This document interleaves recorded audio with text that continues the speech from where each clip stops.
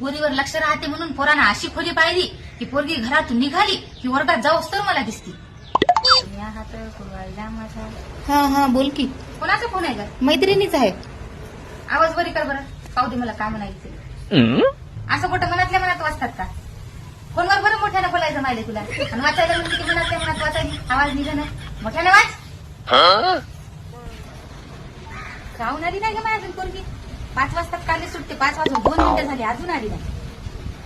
ए पोरीबा, काय आजी? इकडे या. महिन्यात रोज तुमच्या संगीत येते की आज कसं काय आली नाही? कोण? अरे हाय की काय एवढी मोठी लहान लचक येणी आहे त्याची कसं नाक नकट.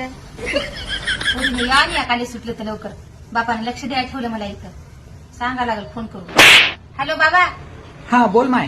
अरे पोरीचं काले सुटलं 5 वाजता पण अजून कोण आली नाही की रे? 15 मिनिटं झाली तर आली नाही का अजून ती? मला लावावं लागेल सोय तिची मग. 8-15 दिवसाला अशीच करायची रे काउन की? आली रे बापा, आली आली. कुठं होती का एवढा वेळ? त्या सगळ्या सोबतच्या मैत्रिणी आल्या.